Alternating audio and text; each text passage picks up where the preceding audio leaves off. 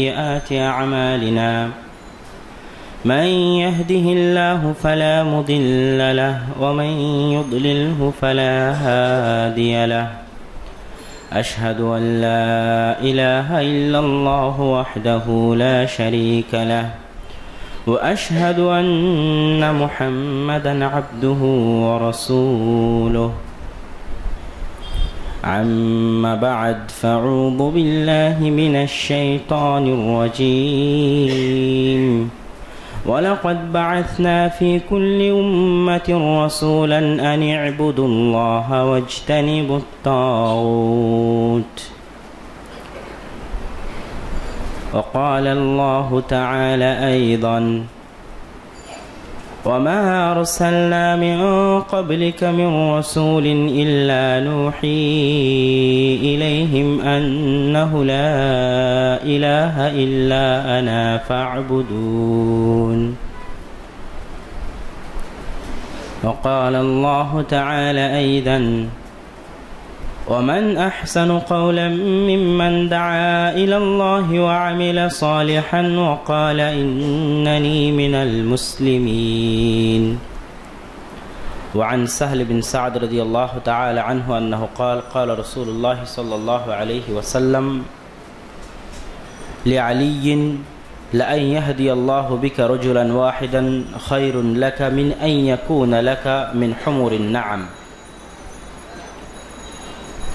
وعن أبي هريرة رضي الله تعالى عنه أنه قال قال رسول الله صلى الله عليه وسلم من دعا إلى هدى فله مثل أجر من عمل من اتبع بهداه مثل أجور من تبعه ولا ينقص ذلك من أجورهم شيئا সম্মানিত উপস্থিতি, যাবতীয় প্রশংসা হামদ ও সানা সেই মহাপরাক্রমশালী সত্তার শানে নিয়োজিত, যার অপরিসীম দয়া, সীমাহীন রহমত ও করুণার বদৌলতে আজকে আমরা সাপ্তাহিক ঈদের দিনে কিছু শোনা এবং কিছু বলার জন্য একত্রিত হতে পেরেছি। সকলে বলে আলহামদুলিল্লাহ।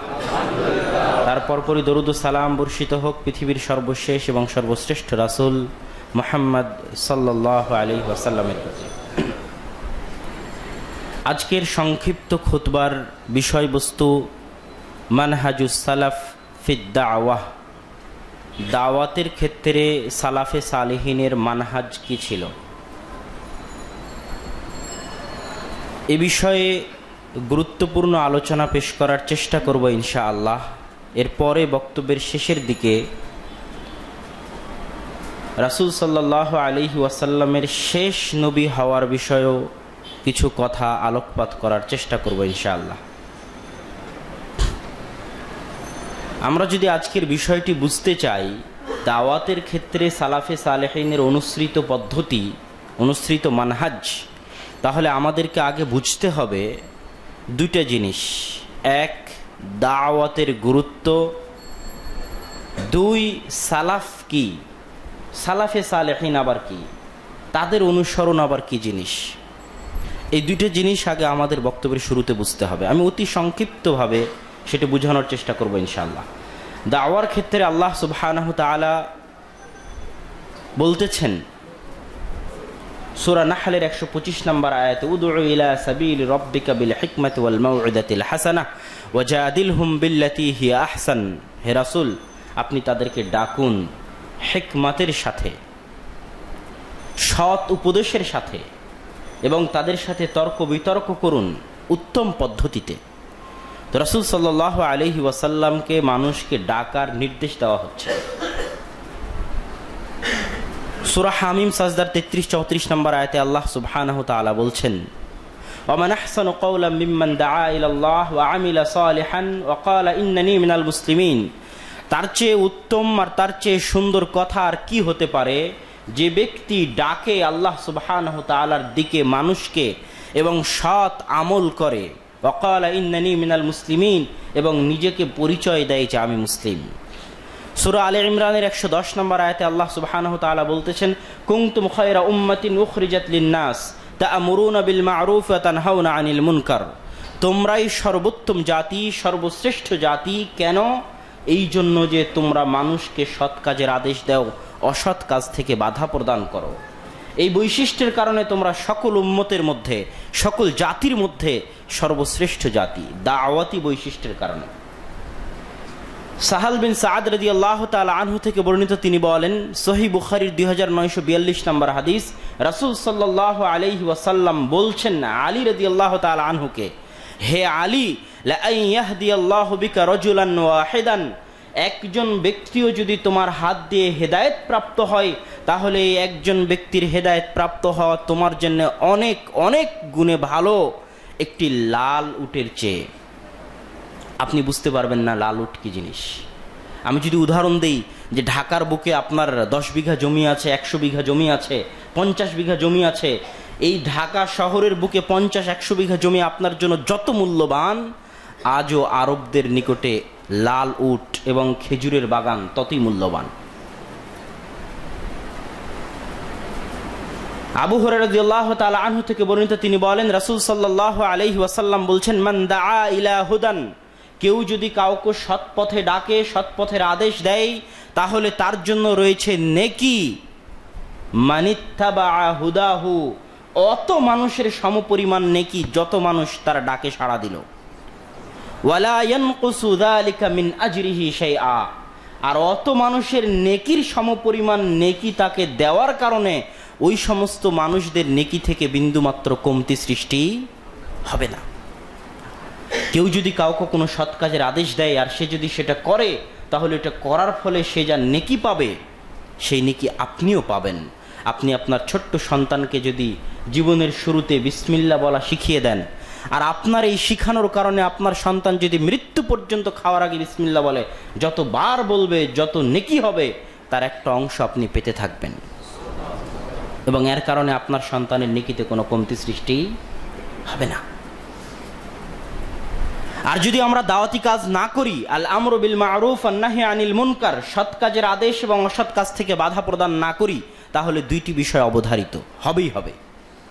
আবু বকর রাদিয়াল্লাহু তাআলা আনহু বলতেছেন, ইদা রাআউ মুনকারান, যখন মানুষ কোনো অপছন্দনীয় কাজ দেখবে, ওয়ালাম ইয়ামনাউ, কিন্তু বাধা প্রদান করবে না, সেই কাজ থেকে নিষেধ করবে না, দাওয়াত দিবে না, তাহলে যদি আল্লাহর গজব আসে, তাহলে ওই ব্যক্তি যতই তাহাজ্জুদ গুজার হোক, যতই পরহেজগার হোক, যতই আল্লাহ ভীরু খোদা ভীরু বান্দা হোক, আল্লাহ ভীরু বান্দা হোক, যতই বড় পরহেজগার ইবাদত গুজার হোক না কেন, যদি গজব আসে, তাহলে গজব থেকে সেও বাঁচতে পারবে না।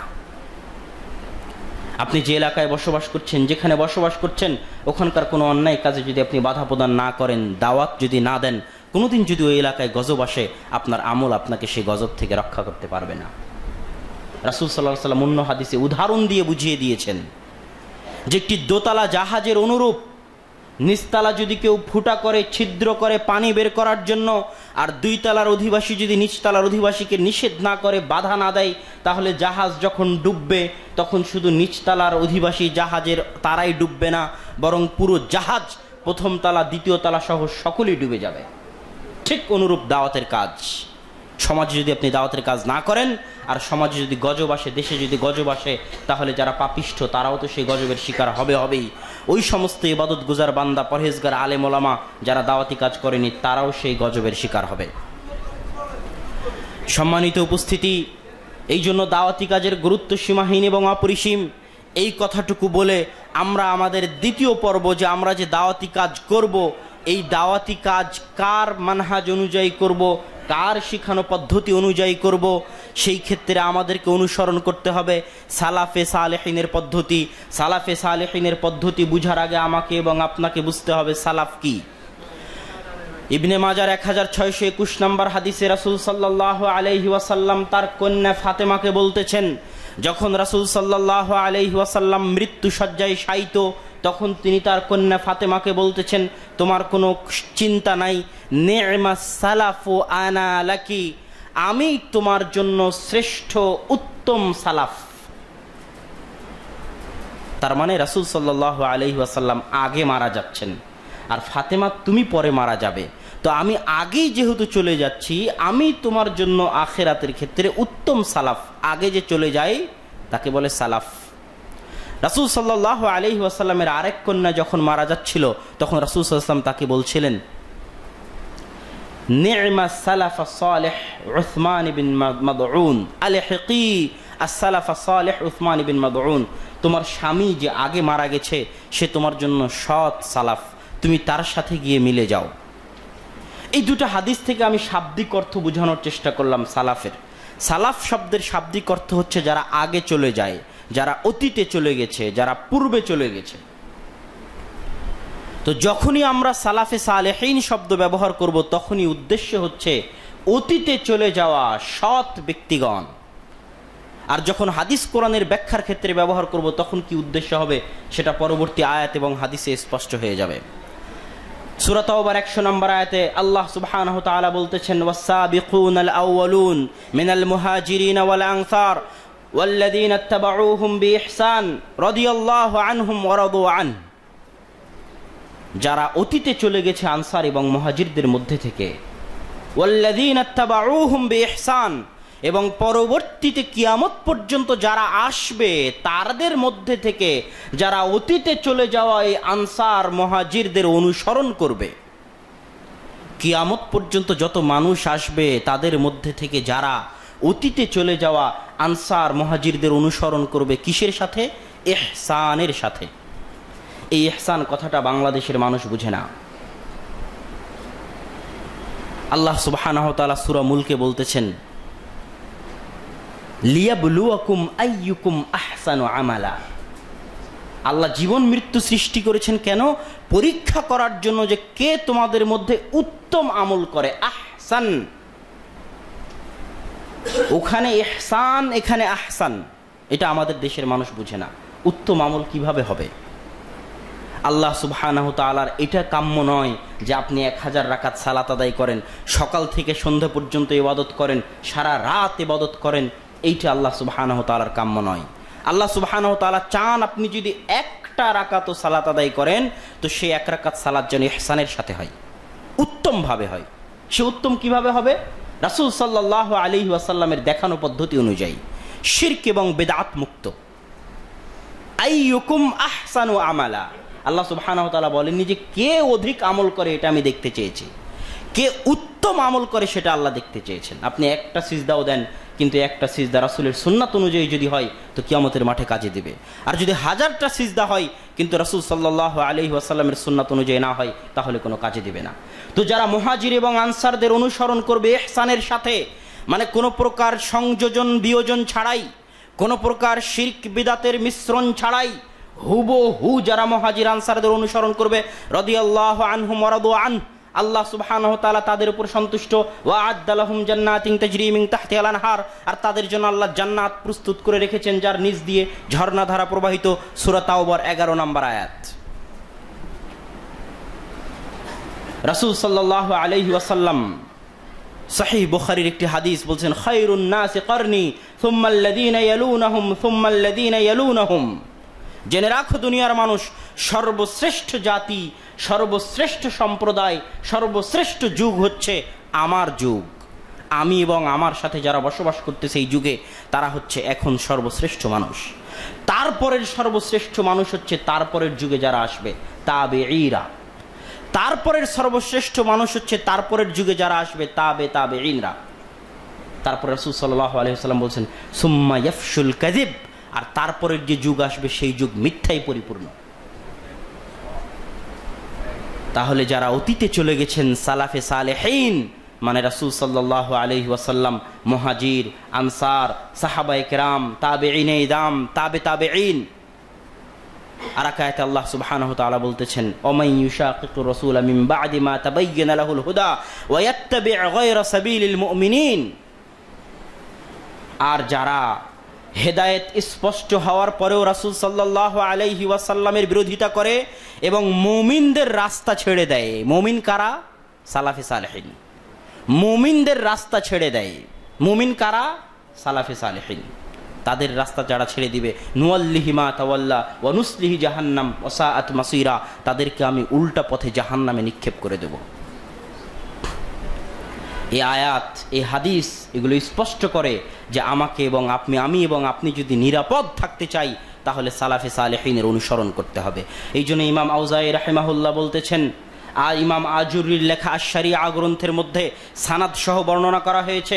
আউজাঈ রাহিমাহুল্লাহ বলতেছেন, ইত্তাবিইস সালাফ ওয়ালাউ রাফাদাকান নাস, তুমি সালাফে সালেহিনের অনুসরণ করো যদিও মানুষ তোমাকে ছেড়ে দেয়। হাফেজ ইবনে হাজার আসকালানী ফাতহুল বারির মধ্যে বলতেছেন 13তম খণ্ডের 253 নম্বর পৃষ্ঠায়, আস-সাঈদু মান তামাসসাকা বিকাউলিস সালাফ, ওই ব্যক্তি সৌভাগ্যবান যে সালাফে সালেহিনের রাস্তাকে অনুসরণ করেছে। সম্মানিত উপস্থিতি, আমাদের সমাজে 3 ধরনের মানুষ বসবাস করে।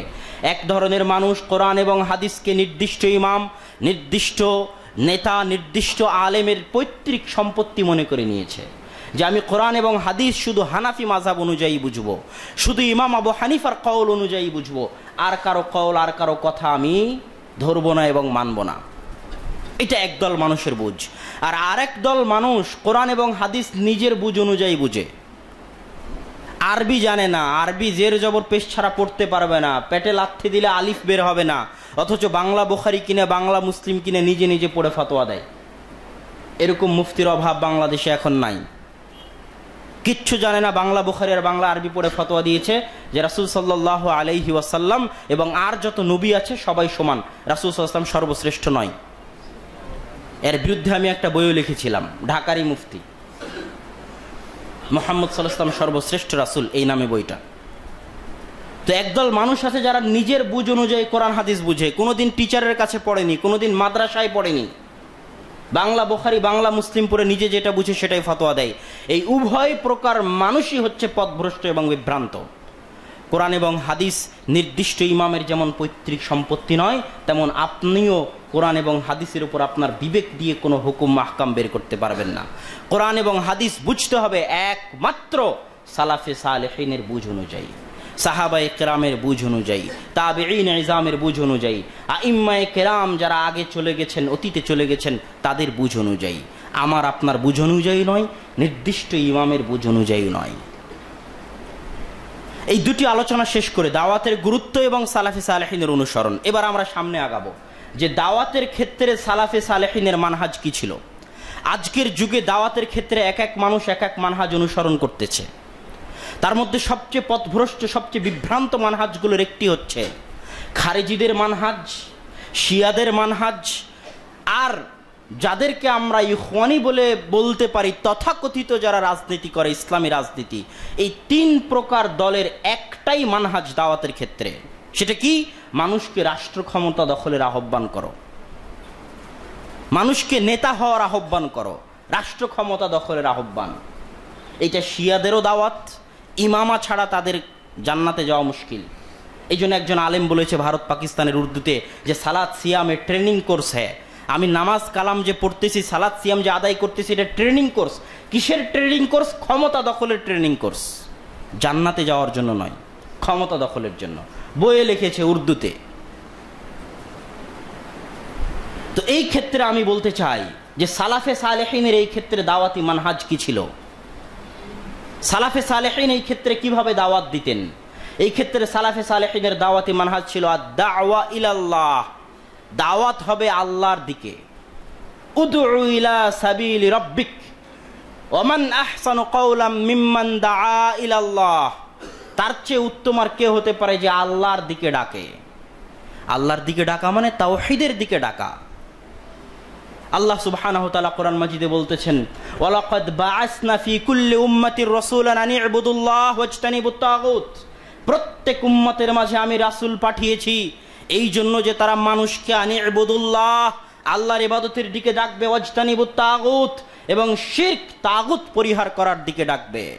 আল্লাহ সুবহানাহু ওয়া তাআলা আরো বলছেন, ওয়ালাকাদ আরসালনা ওয়া মা আরসালনা মিন ক্বাবলিকা মির রাসূল, আপনার পূর্বে আমি যত রাসূলকে পাঠিয়েছি সকল রাসূলের নিকটে একটাই ওহী পাঠিয়েছি, আন্নাহু লা ইলাহা ইল্লা আনা, আমি ব্যতীত কোনো প্রকৃত মাবুদ নাই, ফা'বুদুন, অতএব তোমরা আমার ইবাদত করো। তাহলে অতীতে যত নবী রাসূল চলে গেছে সকলের দাওয়াত ছিল আল্লাহর দিকে, তাওহীদের দিকে, কোনো দলের দিকে নয়, কোনো সংগঠনের দিকে নয়, রাষ্ট্র ক্ষমতা দখলের জন্য নয়। এই জন্য দেখতে পাবেন যত নবী রাসূলের গন্ডগোল, মুসা আলাইহিস সালাতু ওয়াস সালামের সাথে ফিরআউনের গন্ডগোল এই জন্য ছিল না যে মুসা আলাইহিস সালাম ফিরআউনকে বলেছিল, এই ফিরআউন আমি রাজা হব, তুই কিসের রাজা, এই জন্য নয়। মুসা আলাইহিস সালাম ফিরআউনকে বলেছিল তুমি আল্লাহর ইবাদত করো, দাওয়াত দিয়েছিল, এই জন্য গন্ডগোল।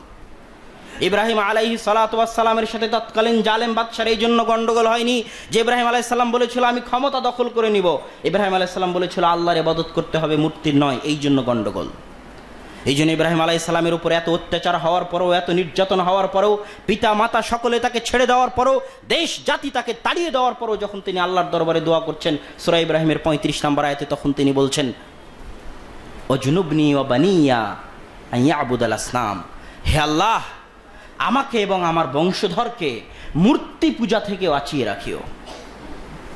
তিনি এটা বলেননি যে আমার এবং আমার বংশধরকে ক্ষমতা দিও, আমার এবং আমার বংশধরকে জালেম বাদশা থেকে হেফাজত করিও। কি থেকে হেফাজত করিও? মূর্তি পূজা থেকে, তাওহীদের দিকে আহ্বান।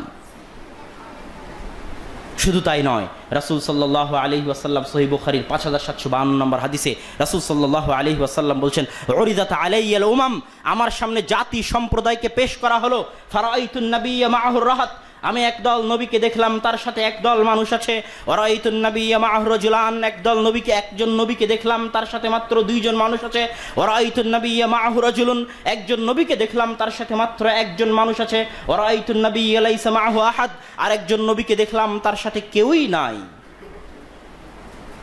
নূহ আলাইহিস সালাতু ওয়াস সালাম 950 বছর দাওয়াত দেওয়ার পরে মাত্র 40 জন মানুষকে হেদায়েত করতে পেরেছিলেন। এটি কি তার ব্যর্থতা? অসম্ভব। যুগে যুগে যত নবী রাসূল এসেছেন, যত আলেম ওলামা এসেছেন, সকলের মানুষকে দাওয়াত দেওয়ার একটাই লক্ষ্য ছিল, কু আনফুসাকুম ওয়া আহলিকুম নারা, মানব সম্প্রদায়কে জাহান্নামের জ্বলন্ত আগুন থেকে বের করে জান্নাতের রাস্তা দেখিয়ে দাও। আর দ্বিতীয় কোনো উদ্দেশ্য ছিল না।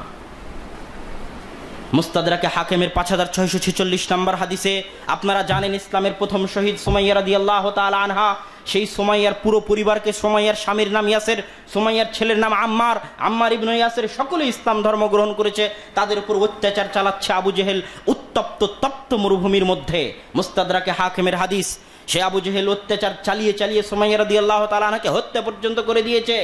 যখন তাদেরকে তপ্ত মরুভূমিতে অত্যাচার চালানো হচ্ছিল, ঠিক সেই সময় একদিনের ঘটনা, রাসূল সাল্লাল্লাহু আলাইহি ওয়াসাল্লাম তাদের পাশ দিয়ে যাচ্ছিলেন। এই অত্যাচারের দৃশ্য দেখে রাসূল সাল্লাল্লাহু আলাইহি ওয়াসাল্লাম বলছেন সাবরান ইয়া আলা ইয়াসির ইন্না মাউইদাকুমুল জান্নাহ।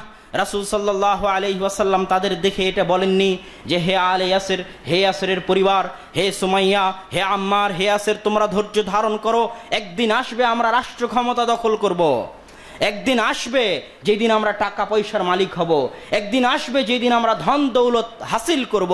এরকম কোনো কথা রাসূল সাল্লাল্লাহু আলাইহি ওয়াসাল্লাম বলেননি। রাসূল সাল্লাল্লাহু আলাইহি ওয়াসাল্লাম বলছেন সাবরান ইয়া আলা ইয়াসির ইন্না মাউইদাকুমুল জান্নাহ, হে ইয়াসিরের পরিবার তোমরা এই অত্যাচারের উপর ধৈর্য ধারণ করো। আজকের পৃথিবীতে আমি তোমাদেরকে ক্ষমতা না দিতে পারলেও, টাকা পয়সা না দিতে পারলেও, ধন দৌলত না দিতে পারলেও জেনে রাখিও কঠিন কিয়ামতের মাঠে তোমাদের জান্নাতের জিম্মেদার আমি মুহাম্মদ। তো যত নবী রাসূল দুনিয়াতে এসেছে, সকলের দাওয়াতের একটাই লক্ষ্য, মানুষকে জাহান্নামের রাস্তা থেকে বের করে জান্নাতের রাস্তা দেখানো। সম্মানিত উপস্থিতি, এই ক্ষেত্রে সবচেয়ে যে বিভ্রান্তিটা আমাদের মধ্যে সৃষ্টি হয় সেটা হচ্ছে একামাতে দ্বীনের নামে। আমরা বলি যে একামাতে দ্বীন, একামাতে দ্বীন মানে রাষ্ট্র ক্ষমতা দখল করা, একামাতে দ্বীন মানে রাষ্ট্র ক্ষমতা দখল করা। নাউযু বিল্লাহি মিন যালিক। আল্লাহ সুবহানাহু ওয়া তাআলা কোরআন মাজিদে বলেছেন আকিমুদ্দিন, দিন প্রতিষ্ঠা করো। দিন প্রতিষ্ঠা করা মানে কি? আল্লাহ সুবহানাহু ওয়া তাআলা কোরআন মাজিদে বহু জায়গায় বলেছেন আকিমুস সালাহ, সালাত প্রতিষ্ঠা করো। সালাত প্রতিষ্ঠা করা মানে কি? এই মোহাম্মদপুরের সব মানুষকে লাঠি দিয়ে পিটিয়ে পুলিশের মাধ্যমে আলামিন মসজিদে হাজির করিয়ে সালাত আদায় করানোর নাম কি সালাত প্রতিষ্ঠা করা? কথার কথা সবাইকে লাঠি দিয়ে পিটিয়ে এই মসজিদে হাজির করালাম, অজু করা জানে না, সূরা ফাতিহা মুখস্থ নাই, ঠিক মতো রুকু করা জানে না, ঠিক মতো সিজদা দেওয়া জানে না, কয় রাকাত সালাত তাও জানে না। এখন সারা মোহাম্মদপুরের সব মানুষকে যদি লাঠি দিয়ে পিটিয়ে উল্টা পাল্টা ভুল ভাল সূরা ফাতিহা ছাড়াই, রুকু সিজদা ঠিক ছাড়াই যদি সালাত আদায় করিয়ে দেওয়া হয়, তাহলে কি সালাত প্রতিষ্ঠা হবে? অসম্ভব। প্রত্যেক সালাফে সালেহিন সালাত প্রতিষ্ঠার ব্যাখ্যা করেছেন এইভাবে যে সালাত তখনই প্রতিষ্ঠা হবে যদি একজন ব্যক্তিও সালাত আদায় করে, তাহলে সে যেন রাসূলের দেখানো পথ অনুযায়ী সালাত আদায় করে, তাহলে সে তার নিজের জীবনে সালাতকে প্রতিষ্ঠা করলো। কথা মনে হয় বুঝাতে পারেনি। একজন মানুষও যদি সালাত আদায় করে তাহলে সে যেন রাসূলের দেখানো পথ অনুযায়ী সালাত আদায় করে, তাহলে সে তার নিজের জীবনে সালাতকে প্রতিষ্ঠা করলো। আর ইকামতুদ্দিন, দিন প্রতিষ্ঠা করা মানে সকাল থেকে সন্ধ্যা পর্যন্ত, জন্ম থেকে মৃত্যু পর্যন্ত, মাথার চাঁদি থেকে পায়ের পাতা পর্যন্ত প্রত্যেক পদক্ষেপে এবং ধাপে ধাপে ইসলামের প্রত্যেক নিয়মকে বাস্তবায়ন করার নাম হচ্ছে ইকামতুদ্দিন। এক গ্লাস পানি পান করলে 10টা নিয়ম লাগে ইসলামে। বিসমিল্লাহ বলে খেতে হবে, 3 ঢোকে খাওয়া যাবে না, বসে খেতে হবে, দাঁড়িয়ে খাওয়া যাবে না, খাওয়ার শেষে আলহামদুলিল্লাহ বলতে হবে, বিয়ে করার নিয়ম আছে, দোয়া আছে, বাড়ি থেকে বের হলে দোয়া আছে, গাড়িতে ওঠার দোয়া আছে, প্রত্যেক পদক্ষেপে ইসলামের নিয়ম আহকাম আছে, যেগুলো মেনে চলবে, সকল ক্ষেত্রে যে ইসলামকে মানবে সে তার নিজের জীবনে দিনকে প্রতিষ্ঠা করলো। এর নাম হচ্ছে ইকামতুদ্দিন। সকল সালাফে সালেহিন এই ব্যাখ্যা করেছেন। আর আজকের যুগে আফসোস বলতে হয়, ইকামতে দিনের নামে ইকামতে দিনকে লঙ্ঘন করা হচ্ছে। এই বাক্যটা মুখস্থ রাখবেন, ইকামতে দিনের নামে ইকামতে দিনকে লঙ্ঘন করা হচ্ছে। ইকামতে দিন তাদের বুঝ অনুযায়ী রাষ্ট্র ক্ষমতা দখল করতে গিয়ে আসল ইকামতে দিনকে তারা লঙ্ঘন করছে। যেমন আসল ইকামতে দিনের অন্তর্ভুক্ত হচ্ছে হরতাল হারাম। কেননা দিন যদি আপনি বাস্তবায়ন করতে চান আপনার জীবনে, ইসলাম যদি মানতে চান, তাহলে আপনি হরতাল করতে পারবেন না, আপনি মানুষকে কষ্ট দিতে পারবেন না। আপনি তথাকথিত ইকামতে দিন বাস্তবায়ন করতে গিয়ে ইসলামের নিয়ম ভাঙছেন, মানে ইকামতে দিনের লঙ্ঘন করতেছেন, আসল ইকামতে দিনের লঙ্ঘন করতেছেন। মুখে দাড়ি নাই, টাকনুর নিচে প্যান্ট, বলতেছে আমি ইকামতে দিন করব। তোমার জীবনেই তো ইকামতে দিন হয়নি, ইকামতে দিনের লঙ্ঘন করে কিভাবে তুমি ইকামতে দিন করতে চাও? সম্মানিত উপস্থিতি, আরেক দল মানুষ রয়েছে যাদের তাদেরও দাওয়াতি মানহাজ রাষ্ট্র ক্ষমতা, কিন্তু তাদেরও দুইটা ভ্রান্ত আকীদা আছে। একটা ভ্রান্ত আকীদা হচ্ছে তারা দারুল ইসলামকে দারুল কুফর মনে করে, মুসলিম রাষ্ট্রকে কাফের রাষ্ট্র মনে করে। আরেকটা ভ্রান্ত আকীদা হচ্ছে কাবিরা গুনাহগার মুসলমানকে কাফের মনে করে। আল্লাহ সুবহানাহু ওয়া তাআলা কোরআন মাজিদে বলতেছেন সূরা বাকারার 178 নম্বর আয়াতে, ইয়া আইয়ুহাল্লাযীনা আমানু কুতিবা আলাইকুমুল কিসাস, ও হে ঈমানদারগণ তোমাদের উপর কিসাসকে ফরজ করা হয়েছে।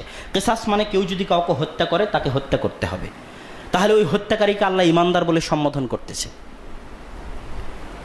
আর এক আয়াতে আল্লাহ সুবহানাহু ওয়া তাআলা বলেন, ইয়া আইয়ুহাল্লাযীনা, সূরা তাহরিমের 4 নম্বর আয়াতে, ইয়া আইয়ুহাল্লাযীনা আমানু তুবু ইলাল্লাহি তাওবাতান নাসুহা, তোমরা তওবা করো, ঈমানদারগণ তোমরা তওবা করো, ঈমানদারগণ তোমরা তওবা করো। তওবা কখন করবে? গুনাহ হলে তো তওবা করবে, কাবিরা গুনাহ হলে তো তওবা করবে। তাহলে ঈমানদার পাপিষ্ঠ ব্যক্তিকে তওবা করার আহ্বান জানাচ্ছেন আল্লাহ ঈমানদার বলে, যে ঈমানদার তুমি পাপ করেছো তওবা করো। পাপ করলে কবিরা গুনাহগার ব্যক্তি কাফের হয় না। ওয়াইন তায়ফাতানি মিনাল মুমিনিনা ইকতাতালু ফাআসলিহু বাইনাহুমা, সূরা হুজরাতের 9 নম্বর আয়াতে আল্লাহ সুবহানাহু ওয়া তাআলা বলছে, মুমিনদের দুইটা গ্রুপ যদি পরস্পরে যুদ্ধ করে তাহলে তোমরা তাদের মধ্যে সমাধান করে দাও। তাহলে এক মুমিন যদি আরেক মুমিনের সাথে যুদ্ধ করে তাহলে এটা কবিরা গুনাহ কি নয়? কবিরা গুনাহ। অথচ সেই মুমিনদেরকে আল্লাহ কোরআনে মুমিন বলে সম্বোধন করতেছে, যে এক মুমিন যদি আরেক মুমিনের সাথে গন্ডগোল করে, মারামারি করে, কাটাকাটি করে, তোমরা তাদের মাঝে সমাধান করো। তখনই একজন কবিরা গুনাহগার মুসলমান কাফের হয়ে যায় যখন সে প্রকাশ্যে অস্বীকার করে যে কিসের সালাত, আমি সালাত আদায় করব না। কিন্তু যখন সে বলে যে না আসলে আমি সালাত আদায় করতে চাই, চেষ্টা তো করি কিন্তু হয় না, তখন তাকে কাফের বলা যাবে না। কবিরা গুনাহগার ব্যক্তি তখনই কাফের হয় যখন সে অস্বীকার করে। আর তারা একজন মুসলমানকে, কবিরা গুনাহগার মুসলমানকে কাফের ফতোয়া দিয়ে হত্যা করতেছে। রাসূল সাল্লাল্লাহু আলাইহি ওয়াসাল্লাম সহিহ বুখারীর 7432 নম্বর হাদিসে এই খারিজিদের ভবিষ্যৎবাণী করতে গিয়ে বলছেন, ইয়াকতুলুনা আহলাল ইসলাম ওয়া ইয়াতরুকুনা আহলাল আওসান। এই খারিজিরা যেই দিন আবির্ভাব হবে সেই দিন তারা মুসলমানদেরকে কাফের ফতোয়া দিয়ে হত্যা করবে, আর ইহুদি খ্রিস্টানদের হত্যা করবে না। বিশ্বাস করেন আজকের পৃথিবীতে আমেরিকা ইসরায়েল যত মুসলমানকে না হত্যা করেছে তার চেয়ে বেশি মুসলমানকে এই খারিজিরা বিভিন্ন দেশে মুসলিম রাষ্ট্রগুলোতে কাফের ফতোয়া দিয়ে হত্যা করেছে। আজকের সিরিয়া দেখেন, আজকের ইয়েমেন দেখেন, আজকের মিশর দেখেন, আজকের আলজেরিয়া দেখেন, সেই রাষ্ট্রগুলোতে এই সমস্ত খারিজিরা রাষ্ট্র ক্ষমতাকে উচ্ছেদ করার জন্য, রাষ্ট্র ক্ষমতাকে উৎপাটন করে দখল করার জন্য বিদ্রোহের নামে, বিপ্লবের নামে যত মুসলমানের রক্ত ঝরিয়েছে, আমেরিকা ইসরায়েলও অত মুসলমানের রক্ত ঝরায়নি। অথচ একজন মুসলমানের রক্তের মূল্য কাবা ঘরের চাইতে বেশি। রাসূল সাল্লাল্লাহু আলাইহি ওয়াসাল্লামের হাদিস, আল্লাহ সুবহানাহু ওয়া তাআলা সূরা নিসার 93 নম্বর আয়াতে বলছেন, ওমাই ইয়াকতুল মুমিনান মুতাআম্মিদান ফাজাযাউহু জাহান্নাম, যে ব্যক্তি একজন মুমিনকে হত্যা করবে তার থাকার জায়গা জাহান্নাম। এতটুকু বলা আল্লাহর জন্য যথেষ্ট ছিল। কেউ যদি কোনো মুমিনকে হত্যা করে তাহলে তার থাকার জায়গা জাহান্নাম, এতটুকু বলা যথেষ্ট ছিল। কিন্তু আল্লাহ এতে ক্ষান্ত হননি, কেননা রক্ত যে মুমিনের, আল্লাহ সুবহানাহু ওয়া তাআলা বলছেন খালিদান ফিহা, জাহান্নামে চিরস্থায়ী থাকবে। এতটুকু বললেও যথেষ্ট ছিল, কিন্তু রক্ত যে মুমিনের, এই জন্য আল্লাহ বলছেন ওয়াগাদিবাল্লাহু আলাইহি, আল্লাহ ওর উপর রাগান্বিত। এতটুকু বলাও যথেষ্ট ছিল, কিন্তু রক্ত যে মুমিনের, ওয়ালাআনাহু, আল্লাহর অভিশাপ তার উপর, এতটুকু বলাও যথেষ্ট ছিল, কিন্তু রক্ত যে মুমিনের, আল্লাহ বলছেন ওয়াআদাল্লাহু আযাবান আযীমা, ওর জন্য আল্লাহ মহা শাস্তি প্রস্তুত করে রেখেছেন। জাহান্নামে যাবে, চিরস্থায়ী জাহান্নামে থাকবে। আল্লাহ তার উপর রাগান্বিত, আল্লাহর অভিশাপ তার উপর বর্ষণ হোক, আল্লাহ তার উপর কঠিন শাস্তি প্রস্তুত করে রেখেছেন। সূরা নিসার 93 নম্বর আয়াতে। তিরমিজির 1398 নম্বর হাদিস খুলুন, রাসূল সাল্লাল্লাহু আলাইহি ওয়াসাল্লাম বলছেন, লাউ ইশতারাকা আহলুল আরদি ওয়াস সামা, আসমান এবং জমিনের সকলেই যদি ফি কাতলে দামে মুমিনিন, একজন মুমিনকে হত্যা করার ক্ষেত্রে একত্রিত হয়, আসমানের সকল ফেরেশতা, জমিনের সকল মানুষ এবং সকল জিন মিলে যদি একজন আল্লাহর বান্দা মুমিনকে হত্যা করে, লা কাব্বাহুমুল্লাহু জামিআন ফিন্নার, তাহলে আল্লাহ ওই একজন মুমিনকে হত্যা করার অপরাধে আসমানের সকল ফেরেশতা, জমিনের সকল মানুষ এবং সকল জিনকে জাহান্নামে নিক্ষেপ করে দিবেন। একজন মুমিনের রক্তের এত দাম আল্লাহর কাছে, অথচ এই খারিজিদের কাছে কোনো মূল্য নাই। রাষ্ট্র ক্ষমতা দখলের নামে তারা বলে দারুল কুফর, দারুল ইসলামকে দারুল কুফর বলে। কখন একটা দেশ মুসলিম রাষ্ট্র বলে গণ্য হয়? শেখ সালেহ আল উসাইমিন বলতেছেন, কোনো দেশের শাসক যদি মুসলিম হয়, সেই দেশের অধিকাংশ জনগণ যদি মুসলমান হয়, এবং সেই দেশে যদি গালাবাত ও তাহযীবুল ইসলাম, ইসলামী সংস্কৃতির আধিক্য থাকে, তাহলে সে রাষ্ট্র মুসলিম রাষ্ট্র বলে গণ্য হবে। আপনি এমনি জিহাদের কথা বলে দিলেন, জিহাদ রাষ্ট্র ক্ষমতা ছাড়া হয় না। ইসলামে বহু কিছু আছে যা রাষ্ট্র ক্ষমতা ছাড়া হয় না। যেমন হজ রাষ্ট্র ক্ষমতা ছাড়া হয় না, রাষ্ট্রের প্রধানের অধীনে হজ হতে হবে। স্বয়ং আব্দুল্লাহ বিন ওমর রাদিয়াল্লাহু তাআলা আনহু হাজ্জাজ বিন ইউসুফের অধীনে হজ করেছেন, ইতিহাস খুলে দেখেন। ঈদের সালাত রাষ্ট্র ক্ষমতার অধীনে হতে হবে। এই গ্রামে একদিনে ঈদের সালাত, আর এক গ্রামে আর এক দিনে ঈদের সালাত, এই নিয়ম ইসলামে নাই। জিহাদ হতে হবে রাষ্ট্র ক্ষমতার মালিকের অধীনে। সহিহ মুসলিমের 1841 নম্বর হাদিসে রাসূল সাল্লাল্লাহু আলাইহি ওয়াসাল্লাম বলছেন, ইন্নামাল ইমামু জুন্নাতুন ইউকাতালু মিন ওয়ারাইহি, ইমাম নেতা হচ্ছে জুন্নাহ, ঢাল, তার পিছনে থেকে যুদ্ধ করতে হয়, তার পিছনে থেকে লড়াই করতে হয়। যদি কথার কথা রাষ্ট্রের মালিক যদি কাফের হয়, তাহলে কি তার বিরুদ্ধে বিদ্রোহ করবেন? দুইটা শর্ত আছে বিদ্রোহ করার। এক, কুফরান বা ওয়াহা, প্রমাণ হতে হবে যে রাষ্ট্রের মালিক কাফের, সকলে একমত যে সে কাফের হয়ে গেছে, সকল আলেম ওলামা ফতোয়া দিয়েছে সে কাফের হয়ে গেছে।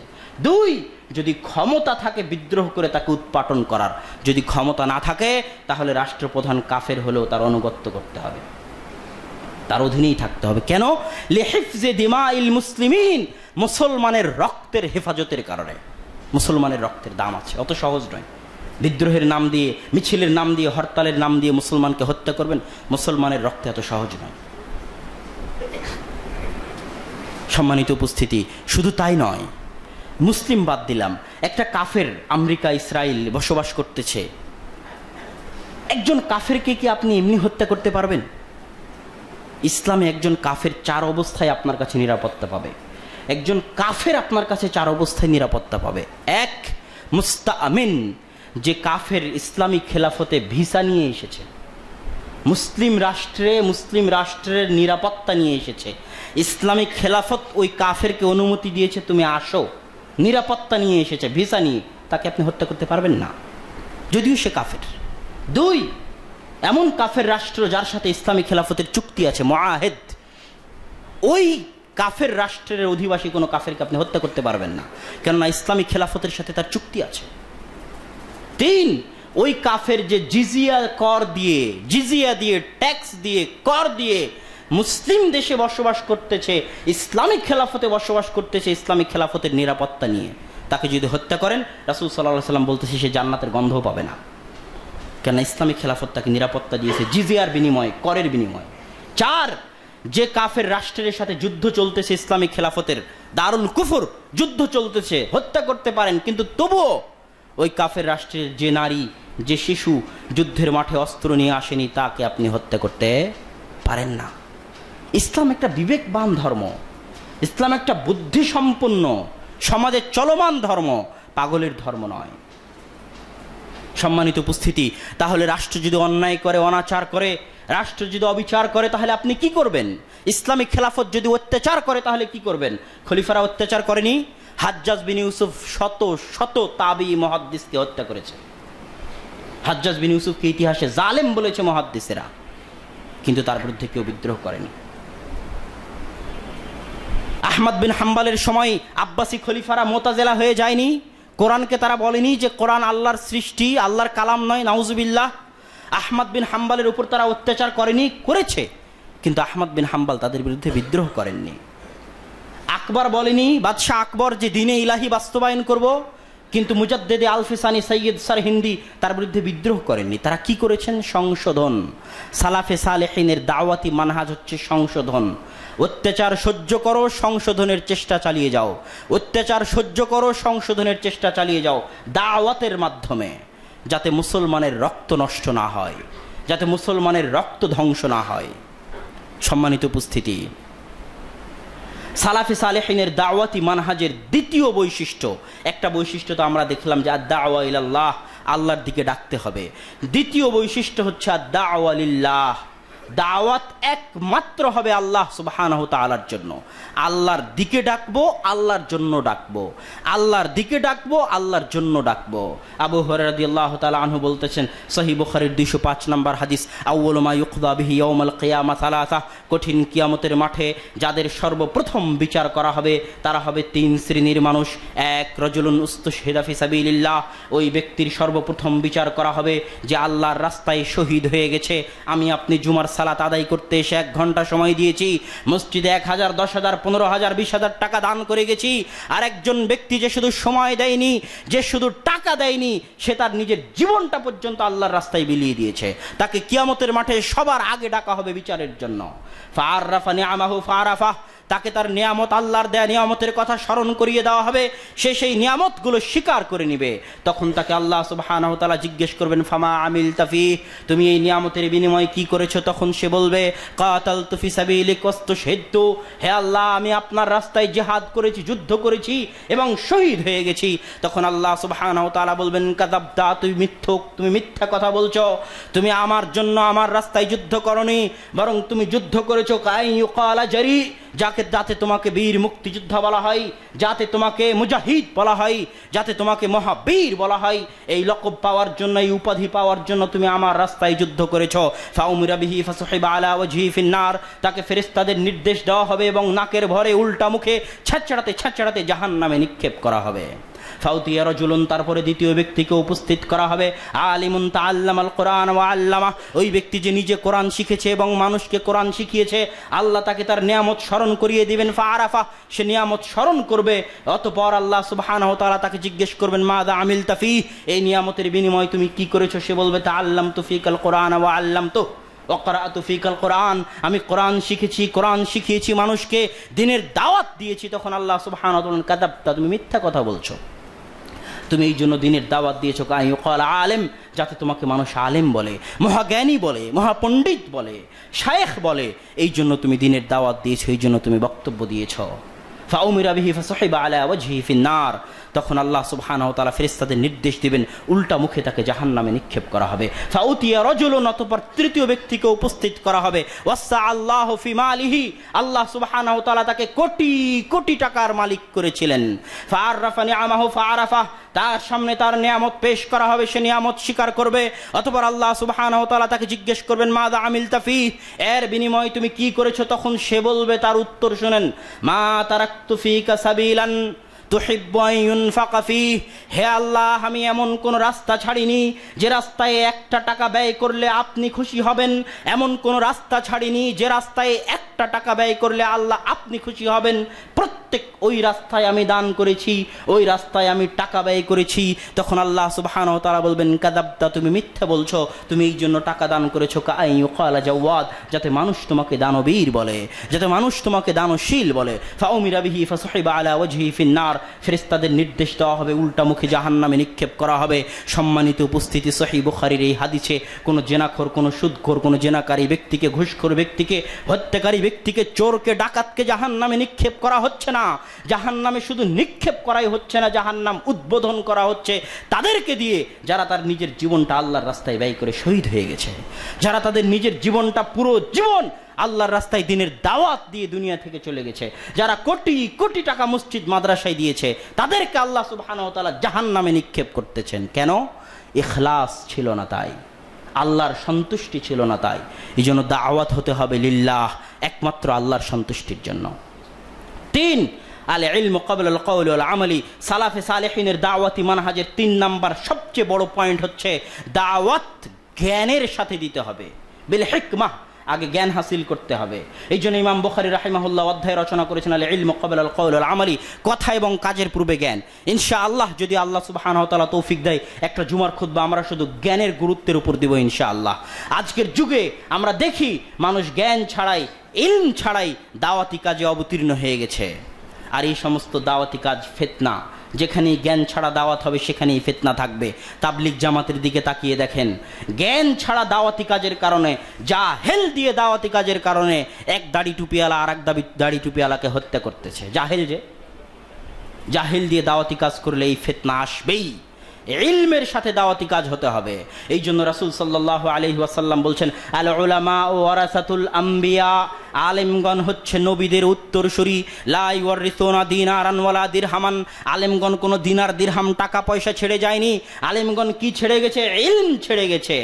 রাসূল সাল্লাল্লাহু আলাইহি ওয়াসাল্লাম ইলম ছেড়ে গেছে, সেই ইলমের উত্তরসূরি হচ্ছে আলেমগণ। রাসূল ও রাসূলুল্লাহ, আল্লাহর রাসূল হচ্ছে মুহাম্মদ সাল্লাল্লাহু আলাইহি ওয়াসাল্লাম, আর মুহাম্মদ সাল্লাল্লাহু আলাইহি ওয়াসাল্লামের প্রেরিত দূত হচ্ছে আলেমগণ। তথা আলেমগণ দাওয়াতি কাজ করবে যেভাবে রাসূল সাল্লাল্লাহু আলাইহি ওয়াসাল্লাম দাওয়াতি কাজ করতেন। যেহেতু তিনি নাই, সেহেতু তার স্থলাভিষিক্ত হয়ে আলেমগণ দাওয়াতি কাজ করবে।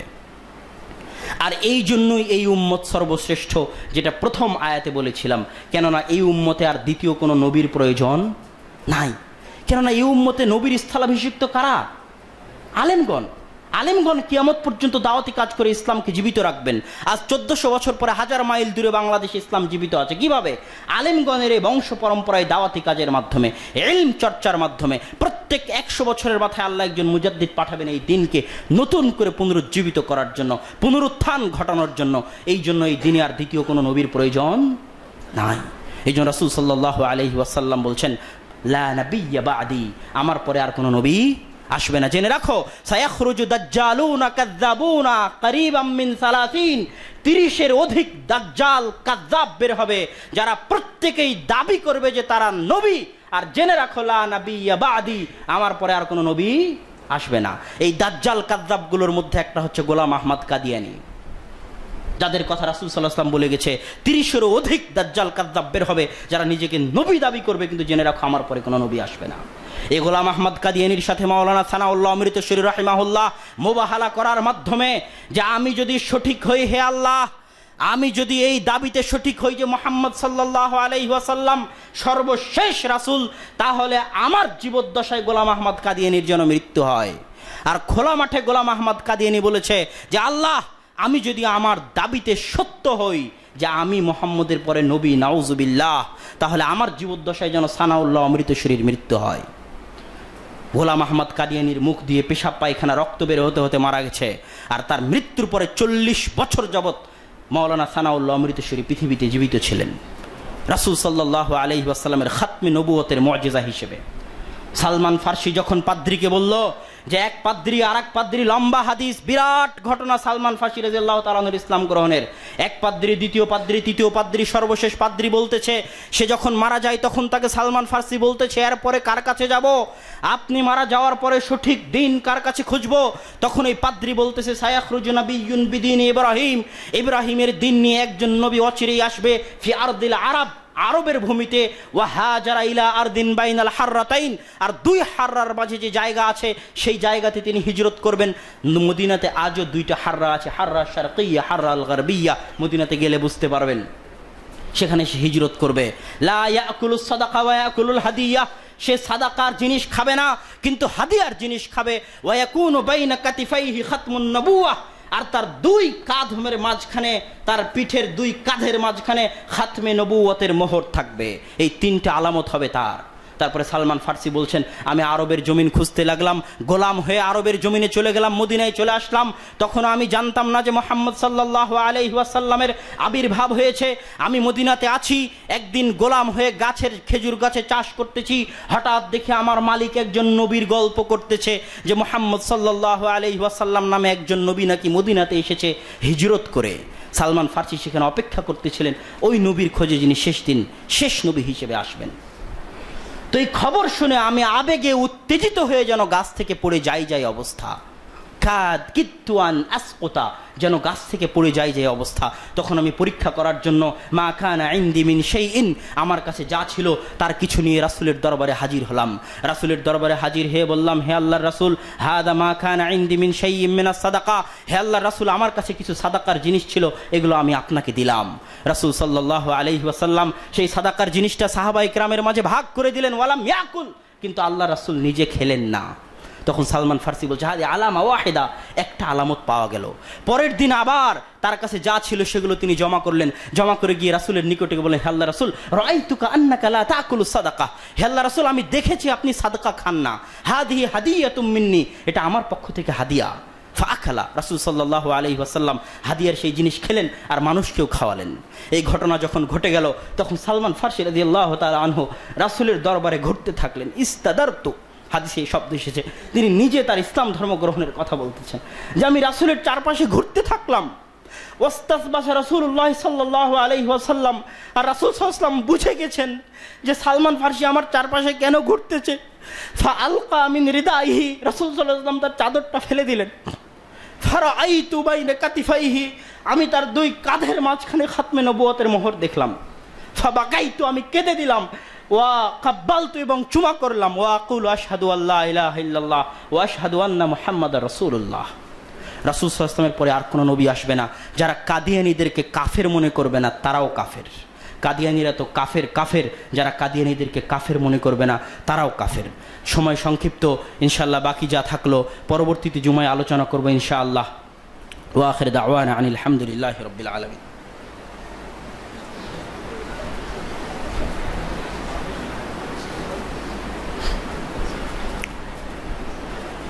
الحمد لله وحده والصلاة والسلام على من لا نبي بعده يا أيها الذين آمنوا صلوا عليه وسلموا تسليما اللهم صل على محمد وعلى آل محمد كما صليت على إبراهيم وعلى آل إبراهيم إنك حميد مجيد اللهم بارك على محمد وعلى آل محمد كما باركت على إبراهيم وعلى آل إبراهيم إنك حميد مجيد ربنا ظلمنا أنفسنا وإن لم تغفر لنا وترحمنا لنكونن من الخاسرين ربنا آتنا في الدنيا حسنة وفي الآخرة حسنة وقنا عذاب النار اللهم انصر من نصر دين محمد